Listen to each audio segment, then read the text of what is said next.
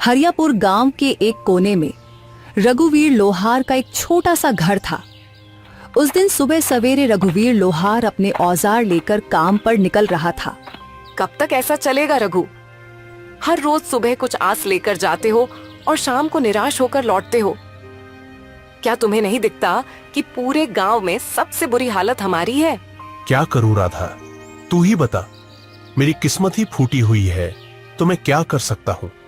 जब भी हालात सुधरने लगते हैं कुछ न कुछ ऐसा हो जाता है कि फिर से सब कुछ बिगड़ जाता है। अब देख, पहली बार जैसे तैसे कुछ जमा किया, तू बीमार पड़ गई, सब खर्च हो गया। फिर रतन के पैर में वो गहरी चोट, पूरा इलाज करवाने में फिर से सब कुछ खत्म हो गया। तभी 10 साल का रतन दौड़ता हुआ आया और उसकी मासूम आंखों में भूख थी, पर मन में कुछ कहने की हिम्मत भी।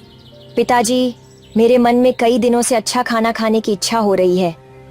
हमारे घर में दूसरों की तरह पकवान क्यों नहीं बनते? रघुवीर की आंखें नम हो गईं। तू चिंता मत कर बेटा, हमारे दिन भी जरूर बदलेंगे। एक वक्त आएगा जब हम लोग दूसरों से भी अच्छे पकवान बनाएंगे। फिर तेरा जो दिल करेगा वही खाएंगे। लेकिन पिताजी, एक बात बोलूं? जब पड़ोस की ताई अम्मा के घर से पकवानों की खुशबू आती है ना, तो मैं तो खींचा चला जाता हूँ। एक दिन चला भी गया था, लेकिन उन्होंने मुझे देखते ही खाना छुपा लिया और कहा, यहाँ मत आ, भाग जा यहाँ से। तो मैं वापस आ गया। राधा की आंखों से आंसू बहने लगे। उसका दिल जैसे किसी ने मसल कर रख दिया हो। रघुवीर कुछ नहीं बोला, चुपचाप अपने औजार उठाए और लोहार की दुकान की ओर चल पड़ा। रघुवीर की लोहार की दुकान गांव के चौराहे पर थी। उस दिन जैसे ही उसने भट्टी सुलगाई और हथौड़ा उठाया, उसे लगा कि उसके बाजुओं में अब पहले जैसी ताकत नहीं रही। उसके हाथों की चोटें भी जैसे थक चुकी थीं। हे भगवान, और कितनी परीक्षाएं लोगे। आज एक भी ग्राहक नहीं आया और ऊपर से घर की हालत, रत्न की मासूम बातें सब कुछ तोड़कर रख देती है। तभी गांव का मुखिया दुकान पर आ पहुंचा। उसके चेहरे पर एक औपचारिक मुस्कान थी। हाँ रघुवीर, क्या हुआ? आज तुम्हारे हाथों में पहले जैसा जोर नहीं दिख रहा। क्या बात है? मन कुछ बोझिल लग रहा है, क्यों? हाँ मुखिया जी, अब आप तो सब जानते हैं, फिर भी पूछते हैं। मेरा परिवार बहुत बड़ी आर्थिक तंगी में है। मेहनत तो बहुत करता हूं, लेकिन हाथों में किस्मत नहीं है। मुखिया चुप रहा, लेकिन तभी बगल से बाली आ गया। गांव का वो आदमी जिसे दूसरों के दुख में भी मजा आता था। मुखिया जी, मैं तो कहता हूं कि इस रघुवीर को गांव से निकाल देना चाहिए। उसकी मनहूस छाया धीरे धीरे पूरे गांव में फैल रही है। कहते हैं कुछ लोग ऐसे होते हैं जिन पर काल की छाया होती है और जो पूरे गांव को बर्बाद कर सकते हैं। मुखिया पहले चौंका, फिर हंसने लगा। बाली भी हंसने लगा। अरे बाली, तू भी ना चल, छोड़ इसे, चल यहाँ से। दोनों रघुवीर की हालत पर हंसे और चले गए। रघुवीर वहीं बैठा रहा, आंखें आसमान की ओर उठाए। हे भगवान, क्या मैंने अपनी तकदीर खुद लिखी थी? क्या मैंने किसी का बुरा किया है? कभी चोरी, कभी बेईमानी, मैंने कुछ बुरा नहीं किया। फिर मेरे ऊपर यह दुख क्यों आया है? क्यों? मेरे सपनों के दिए बुझ गए, मेरी उम्मीदों के चिराग बुझ गए। धुंध में खो गया हूं, कहीं से रास्ता नजर नहीं आता। यह तन्हाई कब खत्म होगी? उसकी हथेली से हथौड़ा नीचे गिर गया। उसका हौसला उस दिन भट्टी से पहले ही बुझ गया था। मैं आज भी खाली हाथ जाऊंगा। राधा उम्मीद लगाए बैठी होगी। मेरा तो घर जाने का भी मन नहीं कर रहा। मैं क्या करूं? मेरा बेटा भूखा होगा। शाम को रघुवीर थका हारा अपने घर पहुंचा। उसका चेहरा उदास था। जैसे ही उसने घर में कदम रखा, राधा ने उसे देख लिया। अरे क्या हुआ रघु? आज तुम्हारा चेहरा इतना उदास क्यों है? अरे कुछ तो कहो। रघुवीर की आंखें भर आईं। उसने धीरे से राधा की ओर देखा। अब तो सारे गांव वाले भी मेरी बुरी किस्मत का मजाक उड़ाने लगे हैं राधा। और क्या कहूं, आज तो दुकान पर एक भी ग्राहक नहीं आया। हाँ, और ऊपर से मुखिया और बाली, वो दोनों मेरी किस्मत पर हंसते हुए चले गए। मैं तुम्हारे लिए खाने के लिए भी कुछ नहीं ला सका। राधा चुप हो गई। उसकी आंखें भर आईं। सुबह जब तुम दुकान जा रहे थे, तब मैं भी तुम्हें बोल रही थी इसमें गलती मेरी भी है। मैं भी कभी तुम्हारे दुख को पूरी तरह समझ नहीं पाई। फिक्र मत करो, भगवान सब ठीक करेगा। रघुवीर कुछ नहीं बोला। वह चुपचाप चारपाई पर लेट गया। उसके हाथ कांप रहे थे, लेकिन आवाज नहीं निकली।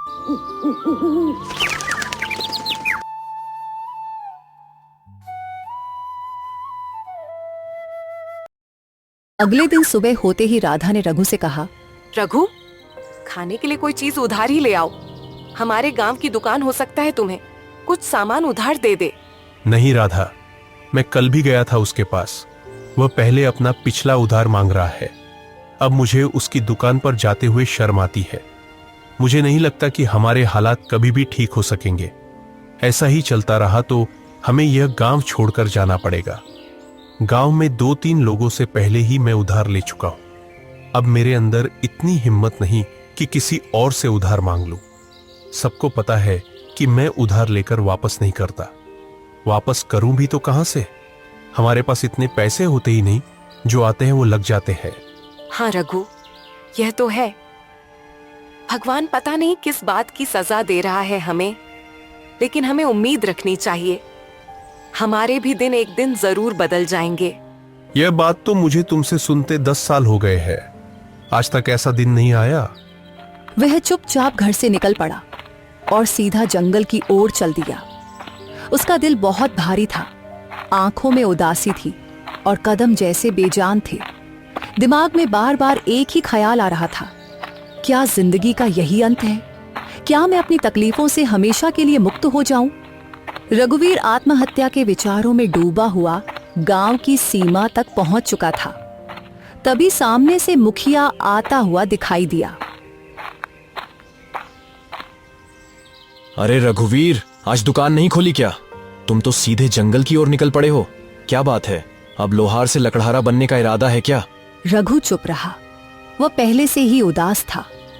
उसके पास मुखिया को जवाब देने के लिए कोई भी शब्द नहीं थे। चलो अच्छा है, लकड़हारे भी बुरे नहीं होते। कम से कम जंगल में कोई तुम्हारी किस्मत का मजाक तो नहीं उड़ाएगा ना। मुखिया हंसता रहा और चला गया। रघुवीर बिना कुछ बोले जंगल की गहराई की ओर बढ़ गया। रघुवीर अब थक चुका था। उसके पैर जवाब दे चुके थे।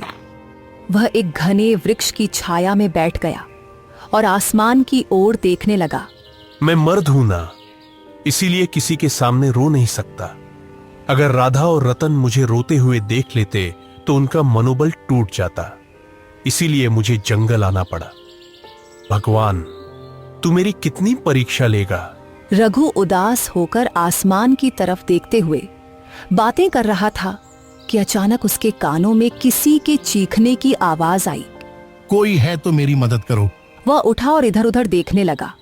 अचानक उसकी नजर एक साधु पर पड़ी जो जमीन पर गिरे हुए थे। रघुवीर तुरंत उनके पास गए। साधु महाराज, आपको क्या हुआ? आप ऐसे क्यों पड़े हैं? बेटा, मैं राज की ओर जा रहा था कि रास्ते में मेरे पैर में जोर की मोच आ गई। मैं गिर पड़ा और तभी से इस सुनसान जंगल में पड़ा हूं।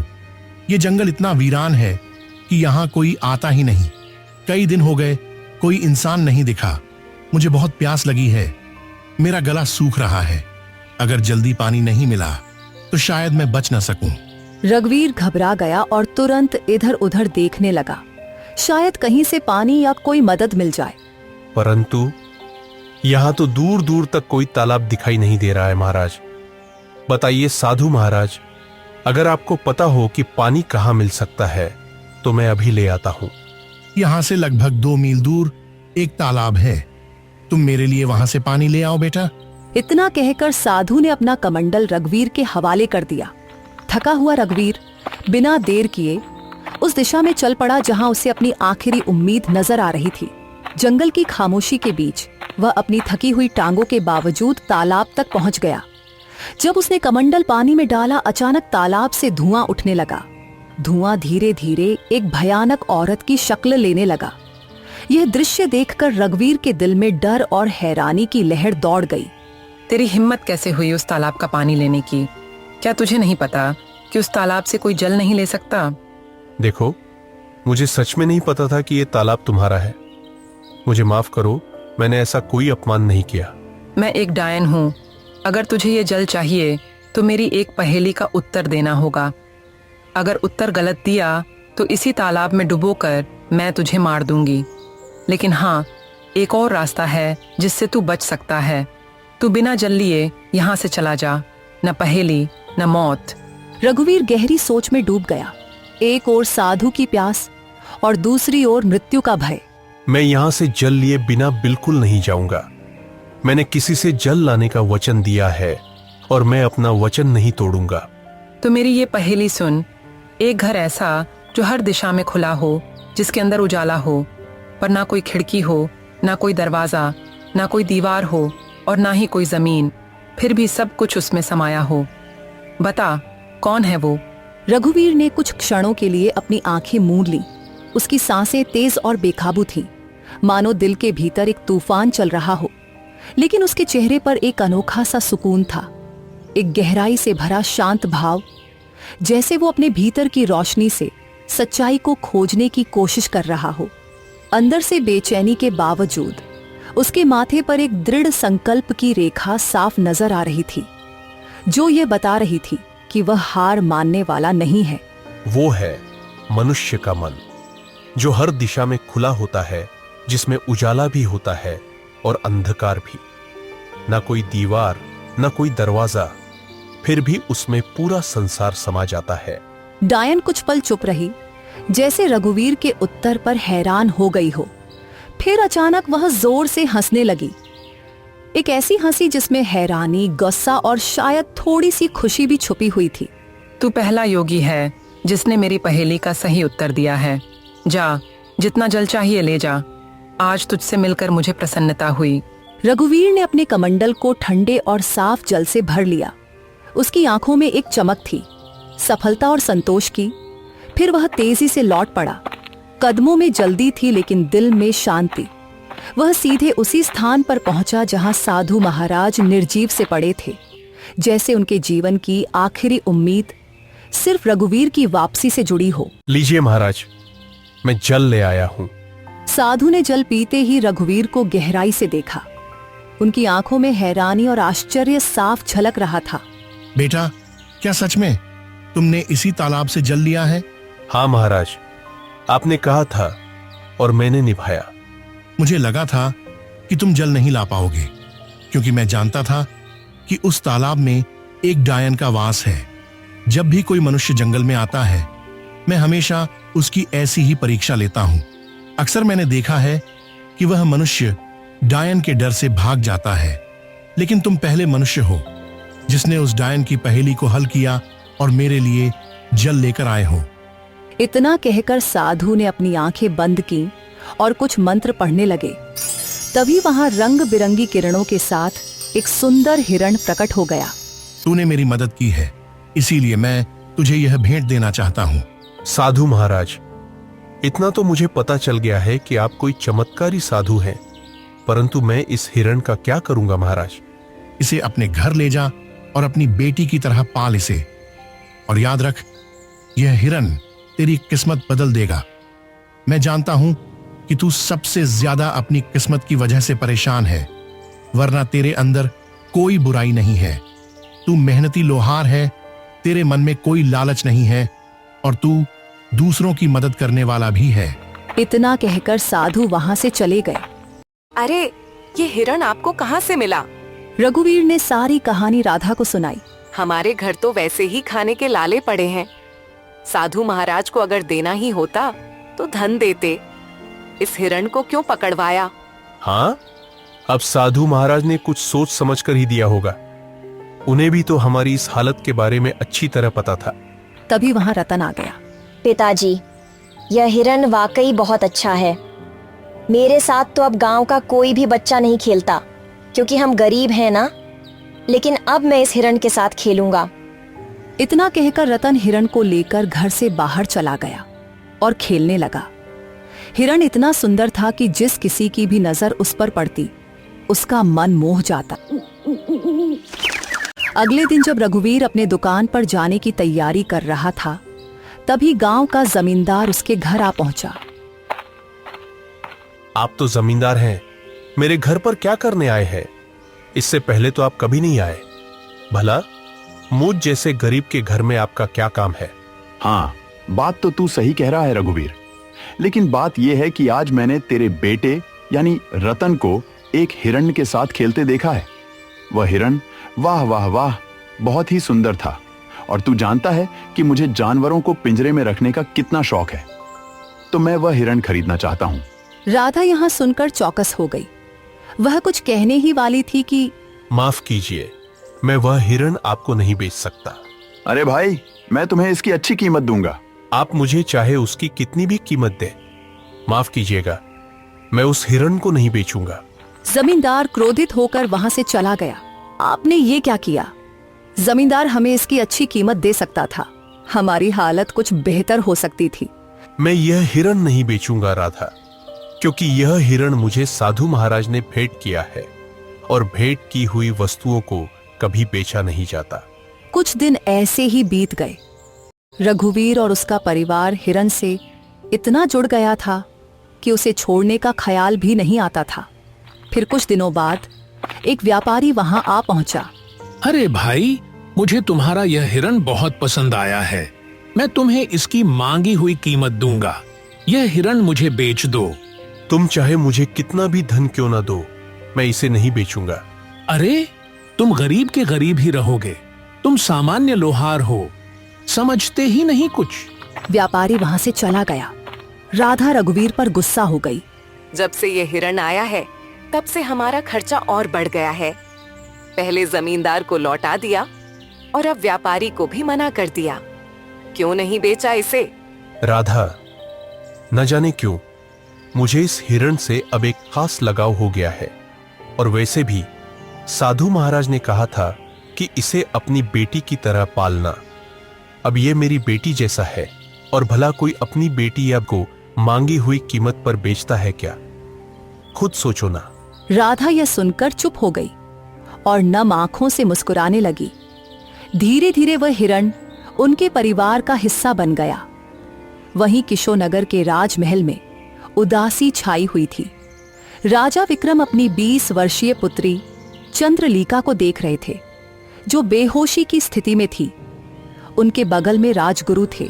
राजगुरु, क्या मेरी पुत्री ठीक हो पाएगी? मैंने राज्य के बड़े बड़े वैद्यों को दिखाया, लेकिन कोई फायदा नहीं हुआ। महाराज, आपकी पुत्री को एक विचित्र बीमारी है। इसका इलाज शंभू है, लेकिन वह अत्यंत दुर्लभ है। तो फिर जल्दी से बताइए ना गुरुजी, इलाज क्या है? ध्यान से सुनिए। एक मायावी हिरण का आंसू और एक गरीब मनुष्य का आंसू, जब ये दोनों एक साथ मिलेंगे तो वे एक दिव्य पुष्प में बदल जाएंगे। उस पुष्प को राजकुमारी के शरीर पर स्पर्श कराना होगा, तभी वे स्वस्थ हो पाएंगी। तो फिर बताइए, वह मायावी हिरण कहाँ मिलेगा? मैं उसे किसी भी कीमत पर ढूंढ लाऊंगा। और गरीब की बात तो कीजिए ही मत। हमारे राज्य में गरीबों की कोई कमी नहीं है। आपने पूरी बात सुनी नहीं महाराज। अगर किसी गरीब को जबरदस्ती रुलाया गया तो वह आंसू व्यर्थ होगा। दोनों को अपने आप दिल से रोना होगा, तभी वह पुष्प प्रकट होगा। तो फिर क्या? तुम्हें पता है राजगुरु की वह हिरण इस समय किसके पास है? हाँ महाराज, मैंने साधना के दौरान यह देखा है। वह मायावी हिरण हरियापुर गांव के एक लोहार के पास है। मंत्री, 2 सिपाही और स्वयं राजा को देखकर रघुवीर चौंक गया। क्यों? क्या तुम्हारे पास कोई हिरण है? और क्या वह मायावी भी है? प्रणाम महाराज, प्रणाम। हाँ महाराज, मेरे पास एक हिरण है, लेकिन मुझे नहीं पता कि वह मायावी है या साधारण। मेरे लिए तो वह मेरे बेटे जैसा है। वह हिरण तुम्हें कहां से मिला? एक साधु महाराज ने मुझे यह हिरण भेंट किया था महाराज। समझ गया। उस साधु ने तुम्हें एक मायावी हिरण दिया है। चलो, मैं उसे खरीदना चाहता हूं। क्षमा कीजिए महाराज, मैं इसे बेचना नहीं चाहता और बेच भी नहीं सकता। महाराज, यह इतना ही मूर्ख है कि जमींदार ने भी इसे खरीदने की कोशिश की, मगर उसने नहीं बेचा। हमारे गांव का सबसे बड़ा व्यापारी महंगी कीमत देने आया, लेकिन फिर भी वह नहीं बिका, और अब उसने आपको भी मना कर दिया है। उसकी हिम्मत तो देखिए। देखो लोहार, मुझे उस हिरण की बहुत जरूरत है। मैं तुम्हें उसकी महंगी कीमत दूंगा, समझ रहे हो ना? महाराज, मैं नहीं दूंगा। क्षमा कीजिए। मैं तुम्हें आधा राज सूप दूंगा, बस मुझे वह हिरण दे दो। नहीं महाराज, अगर आप मुझे पूरा राज भी दे दे तब भी मैं उसे आपको नहीं दूंगा। क्षमा करें। सिपाहियों, इस लोहार को बंदी बना दो और उस हिरण को पकड़कर महल में ले आओ। चलो। सिपाहियों ने रघुवीर और हिरण दोनों को पकड़कर महाराज के सामने पेश किया। कैसा लग रहा है अब मूर्ख? मैं तुम्हें आधा राज्य देने को तैयार था और तुमने इनकार कर दिया। अब मैं तुम्हें उस हिरण को बिल्कुल नहीं दूंगा। आखिरी बार देख ले इसे, मूर्ख कहीं के। महाराज, मैं जानता हूं कि आप जो निर्णय लेते हैं उस पर अडिग रहते हैं। बस आपसे मेरी एक विनती है, मैं अपने इस हिरण को एक बार गले लगाना चाहता हूं। मैंने इसे अपने बेटे जैसा चाहा है। जा, तुम्हें इतनी मोहब्बत है तो जा गले लगा ले इसे। रघुवीर ने दौड़कर उस हिरण को गले लगा लिया। दोनों की आंखों से आंसू बहने लगे और जैसे ही वे आंसू धरती पर गिरे, वहां एक नीला फूल खिल गया। महाराज, यही वह फूल है जो आपकी पुत्री को ठीक कर सकता है। राजा विक्रम दौड़कर फूल लेकर अपनी पुत्री के कमरे में गए। फूल जैसे ही पुत्री के शरीर को छुआ, वह होश में आ गई। राजा विक्रम खुशी से राज दरबार वापस आ गए। मुझे माफ कर दो रघुवीर, मैंने अपनी पुत्री के प्यार में अंधा होकर तुम्हारे साथ अन्याय किया। तुम्हारे आंसू सच्चे थे। अब मैं समझ गया कि तुम कितना सत्य बोल रहे थे। तभी वहां साधु महाराज प्रकट हो गए। महाराज, यह गरीब लोहार किस्मत का मारा है। उस हिरण को मैंने ही उसे भेंट किया था और मैंने कहा था कि यह उसकी किस्मत बदलेगा। मैं जानता था कि आपकी पुत्री का इलाज उसी मायावी हिरण से होगा, लेकिन वह तभी संभव था जब हिरण पालने वाले की आंखों से सच्चे आंसू निकले, और सच्चे आंसू केवल सच्चे इंसान के निकलते हैं। साधु ने रघुवीर को देखकर कहा, रघुवीर, तुम्हारा काम पूरा हुआ और जैसा कि मैंने कहा था, यह हिरण तुम्हारी किस्मत बदलेगा। अब समय आ गया है। रघुवीर, हम तुम्हें बहुत सा सोना देते हैं। तुम्हारी वजह से हमारी पुत्री ठीक हो गई है। हम तुम्हारा यह एहसान कभी नहीं भूलेंगे। महाराज, आपकी मेहरबानी है, लेकिन कृपया करके मुझे यह न दे। नहीं नहीं नहीं रघुवीर, यह भेंट है और भेंट को कभी ठुकराते नहीं। आज से तुम मेरे राजमहल में मेरे सलाहकार बनकर रहोगे और मेरे खजाने की रिक्शा का काम तुम्हारे कंधों पर होगा। तुम सच्चे इंसान हो और हां, जिस गांव में तुम रहते हो, आज से तुम उस गांव के जमींदार हो। वह पूरा गांव अब तुम्हारा होगा। रघुवीर पूरी दौलत लेकर अपने घर वापसी की राह पर निकला, जो उसकी मेहनत, ईमानदारी और सच्चाई का अनमोल इनाम था। इस तरह एक सामान्य लोहार अपनी मेहनत और प्यार की वजह से अपनी किस्मत बदलने में कामयाब हो गया। उसका जीवन अब पहले से कहीं ज्यादा खुशहाल और सफल था और वह अपने गांव के लिए एक मिसाल बन गया।